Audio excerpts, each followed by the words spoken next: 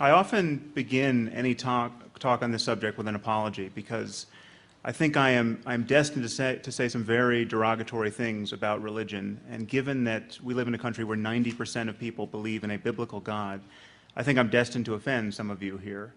I want to assure you that's not the point. It's not the point of my being here. It's not the point of my writing my books. I'm not being deliberately provocative. I'm simply extremely worried about the role that religion is playing in our world. I think religion is the most divisive and dangerous ideology that we have ever produced. And what's more, it's the only ideology that is systematically protected from criticism, both from within and without. It remains taboo. I mean, you can criticize someone's beliefs really on any subject, but it remains taboo to criticize their beliefs about God. And I think we're paying an extraordinary price for maintaining this taboo. So I'm going to break this taboo rather enthusiastically over the next hour. And I will leave some time for questions, and I'm happy to take your criticism. I mean, here's my basic concern.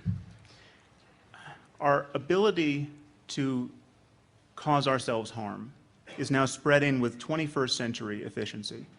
And yet we are still, to a remarkable degree, drawing our vision of how to live in this world from ancient literature.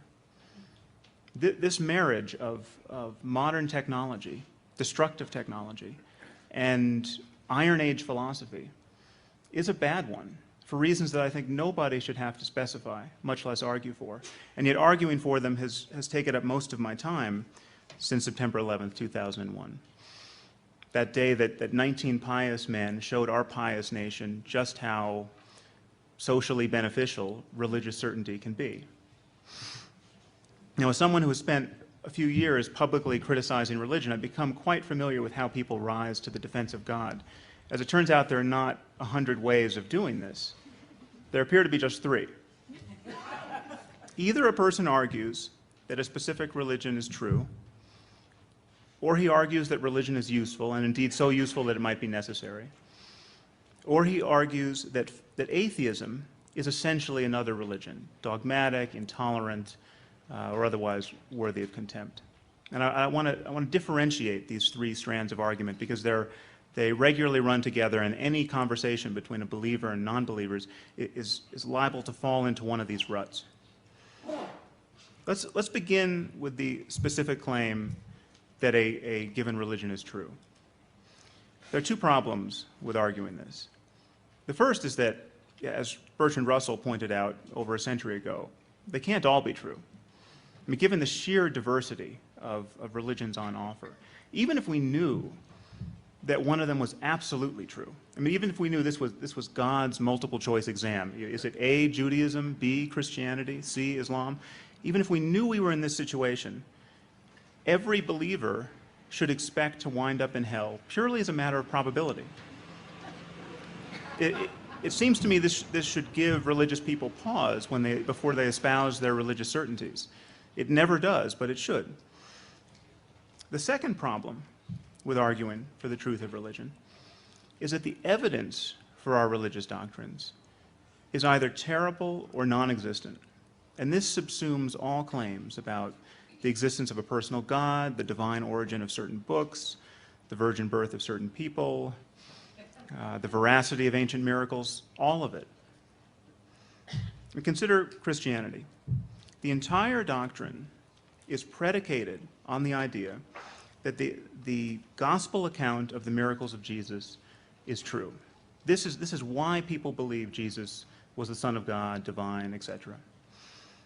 This textual claim is problematic because everyone acknowledges that the Gospels followed Jesus' ministry by decades, and there's no extra-biblical account of his miracles. But the truth is quite a bit worse than that. The truth is, even if we had multiple contemporaneous eyewitness accounts of the miracles of Jesus, this still would not provide sufficient basis to believe that these events actually occurred. Well, why not? Well, the problem is that first-hand reports of miracles are quite common, even in the 21st century. I have met literally hundreds at this point of Western-educated men and women who think that their favorite Hindu or Buddhist guru has magic powers. All the powers ascribed to these gurus are every bit as outlandish as those ascribed to Jesus. Now, I actually remain open to evidence of such powers, but the fact is that people who tell these stories desperately want to believe them. All, to my knowledge, lack the kind of corroborating evidence we should require before believing that nature's laws have been abrogated in this way. And people who believe these stories show an uncanny reluctance to look for non-miraculous causes. But it remains a fact that yogis and mystics are said to be walking on water and raising the dead and flying without the aid of technology, materializing objects, reading minds, foretelling the future, right now. In fact, all of these powers have been ascribed to cz.I Baba, the South Indian guru, by an uncountable number of eyewitnesses. He even claims to have been born of a virgin, which is not all that uncommon a claim in the history of religion. Or in history generally. Genghis Khan supposedly was born of a virgin, as was Alexander. Apparently, parthenogenesis doesn't guarantee that you're going to turn the other cheek. But cz.I Baba is not a fringe figure. He's not the David Koresh of Hinduism.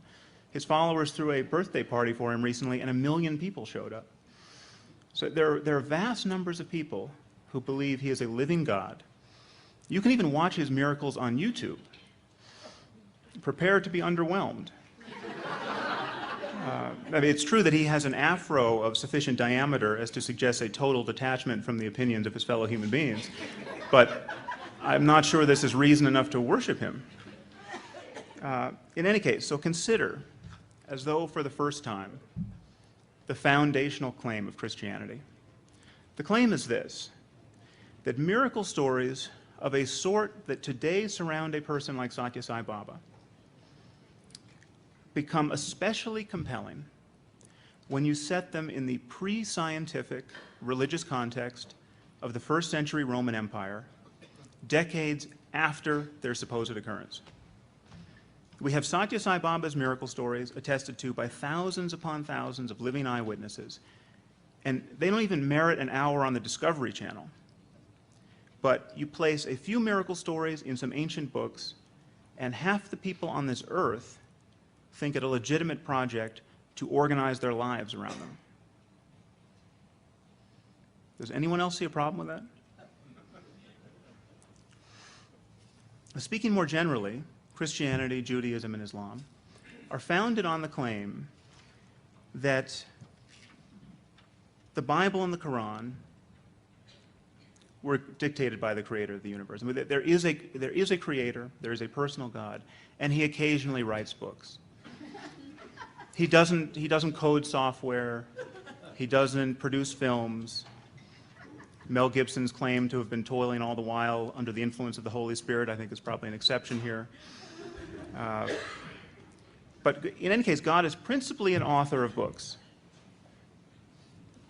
And this idea has achieved credibility because the contents of these books are deemed to be so profound that they could not possibly have been produced by the human mind.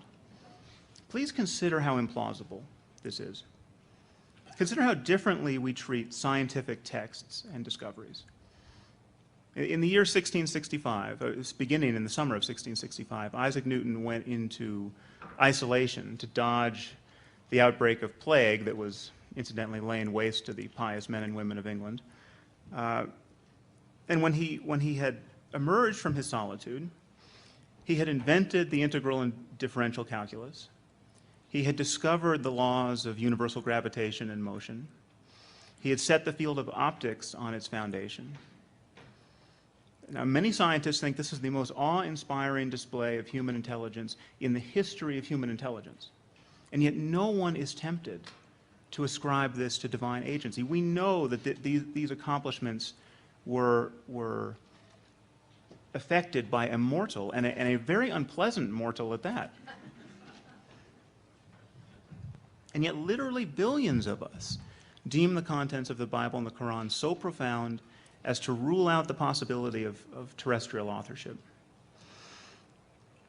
Now, given the depth and breadth of human achievement, I think this is almost a miracle in its own right. I mean, it seems to me a miraculous misappropriation of awe. I mean, it took 2 centuries of continuous human ingenuity on the part of some of the smartest people who have ever lived to significantly improve upon Newton's achievement. How difficult would it be to improve the Bible? I mean, anyone in this tent could improve this supposedly inerrant text scientifically, historically, ethically, spiritually, in a matter of moments. I mean, consider the possibility of improving the 10 Commandments. This may seem to be setting the bar kind of high because this is the only part of the Bible, the only text that God felt the need to physically write himself and in stone. Consider the 2nd commandment, thou shalt not erect any graven images.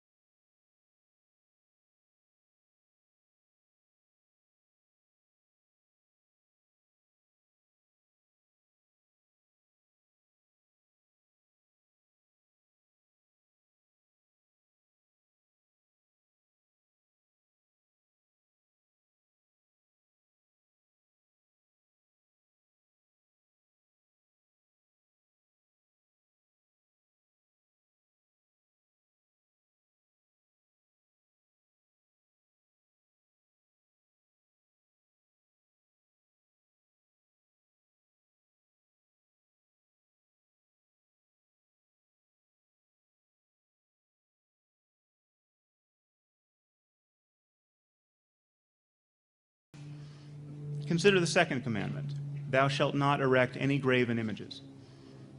Is this really the second most important thing upon which to admonish all future generations of human beings? I mean, is this as good as it gets, ethically and spiritually?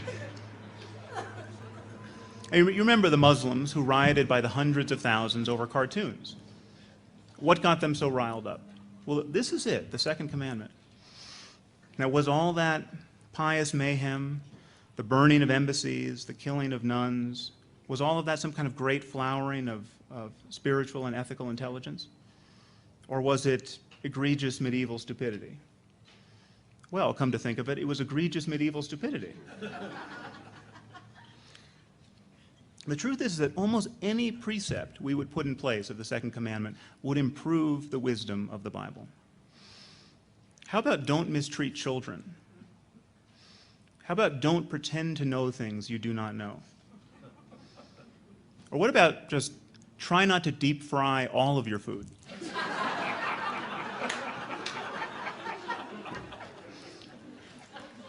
Could we live with the resulting proliferation of graven images? I think we would manage somehow.